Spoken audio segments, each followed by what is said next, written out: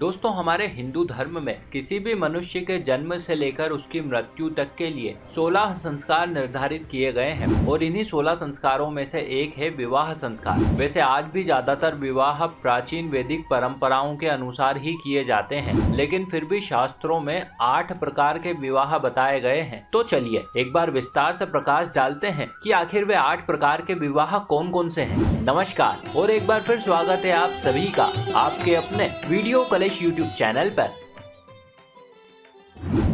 दोस्तों, हिंदू धर्म में ज्यादातर लोग ब्रह्म विवाह करते हैं। इसके अंतर्गत पिता कन्या के लिए योग्य वर ढूंढता है, फिर उसे अपने यहाँ धार्मिक रीति रिवाजों के अनुसार आमंत्रित करता है। तत्पश्चात अनेक धार्मिक संस्कारों के बाद कन्या को वर आभूषण इत्यादि देकर कन्यादान कर देता है। शास्त्रों में इस विवाह को सबसे उत्तम विवाह माना गया है। दोस्तों, अब बात करते हैं दूसरे प्रकार के विवाह की। दरअसल इसके अंतर्गत एक पिता अपनी पुत्री का विवाह किसी सेवा कार्य अथवा किसी विशेष धार्मिक उद्देश्य की पूर्ति हेतु वर के साथ तय करता है। हालांकि इस विवाह के अंतर्गत कन्याओं की इच्छाओं की अनदेखी की जाती है। इस प्रकार के विवाह प्राचीन काल में राजा महाराजाओं के बीच किसी विशेष उद्देश्य की पूर्ति हेतु किए जाते थे। आप इसे एक प्रकार का राजनीतिक समझौता मान सकते हैं। दोस्तों, अब बात करते हैं तीसरे प्रकार के विवाह की। इसके अंतर्गत कन्या की सहमति के बिना माता पिता द्वारा उसका विवाह अभिजात्य वर्ग के धनवान या प्रतिष्ठित वर्ग से कर दिया जाता है। शास्त्रों में इसे प्रजापत्य विवाह कहा जाता है। वैसे ये विवाह ब्रह्म विवाह का ही एक रूप है। हालांकि ब्रह्म विवाह में कन्या की इच्छाओं का मान रखा जाता था। कन्या को यदि भावी वर पसंद नहीं होता था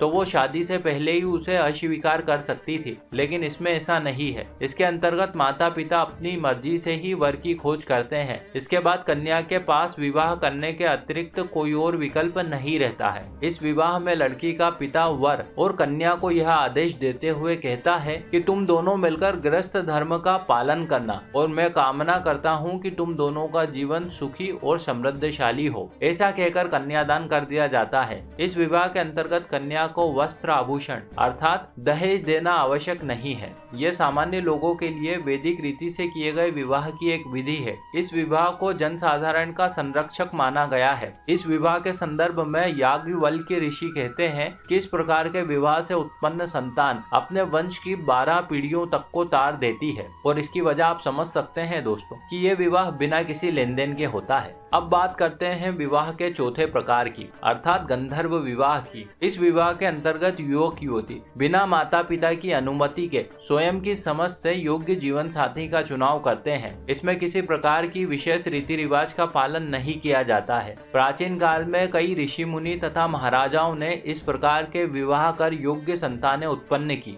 महाभारत के अनुसार एक बार ऋषि पराशर यमुना पार कर रहे थे। उस दिन वो नाव धीरव नामक मछुआरे की पुत्री सत्यवती चला रही थी। वैसे कहने को तो सत्यवती एक मत्स्य कन्या थी, किंतु देखने में वो किसी अप्सरा से कम नहीं थी। उसके शरीर के रोम रोम से यौवन टपक रहा था। अतः इसे अद्भुत रूप को देखकर पराशर मुनि खुद को रोक नहीं पाए। तदनंतर दोनों ने एक दूसरे को गंधर्व रीति से विवाह कर पति पत्नी के रूप में स्वीकार किया। तत्पश्चात अपनी सुहागरात मनाई, जिससे कि बाद में सत्यवती ने एक पुत्र को जन्म दिया जिसका नाम कृष्ण देवपायन पड़ा, जो आगे चलकर महर्षि वेदव्यास के नाम से विख्यात हुआ। हालांकि वर्तमान में कई युवक युवती गंधर्व विवाह अर्थात प्रेम विवाह या कहें कि लिव इन रिलेशनशिप में रहते हैं, लेकिन आज के युवाओं के लिए इसका उद्देश्य मात्र यौन आकर्षण या धन की लालसा ही रह गया है। अब बात करते हैं 5वें प्रकार के विवाह।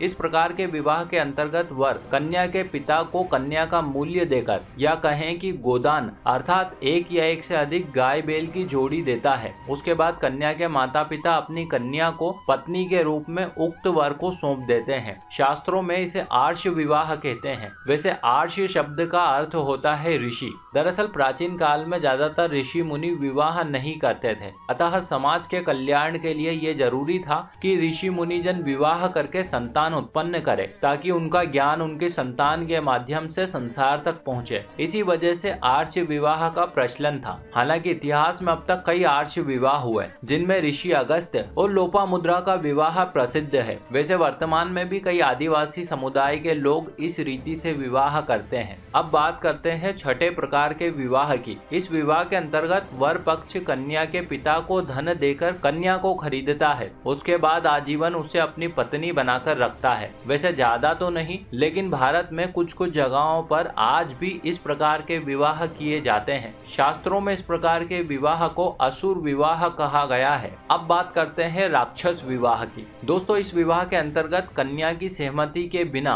उसका अपहरण करके जबरदस्ती उसका विवाह कर दिया जाता है। महाभारत काल में पितामह भीष्म ने काशी नरेश की पुत्रियां अंबिका और अंबालिका का अपहरण कर उनका विवाह विचित्रवीर्य से करा दिया था। हालांकि वर्तमान में इस प्रकार का विवाह अस्तित्व में नहीं है। अब बात करते हैं 8वें प्रकार के विवाह अर्थात पेशाच विवाह की। इस विवाह के अंतर्गत कन्या की मदहोशी अर्थात उसकी निद्रा, मानसिक दुर्बलता, डराकर या नशे की अवस्था का लाभ उठाते हुए उसके साथ शारीरिक संबंध बनाया जाता है, जिससे कि होश में आने पर उसे मजबूरी में उक्त के साथ विवाह करना पड़ता है। शास्त्रों में इसे सबसे निम्न कोटि का विवाह बताया गया है। वैसे आज भी कई अपराधी मनोवृत्ति के लोग कन्याओं का इस प्रकार से शोषण करते हैं, जिससे कि बाद में बदनामी के भय से कन्या के परिजनों को उक्त अपराधी के साथ अपनी कन्या का विवाह करना ही पड़ता है। तो दोस्तों, ये थे वे 8 प्रकार के विवाह जिनका वर्णन हिंदू शास्त्रों में किया गया है। आशा करते हैं आपको ये जानकारी जरूर अच्छी लगी होगी। ऐसे और भी वीडियो देखने के लिए अभी सब्सक्राइब करें वीडियो कलश यूट्यूब चैनल को। आप सभी का बहुत बहुत धन्यवाद।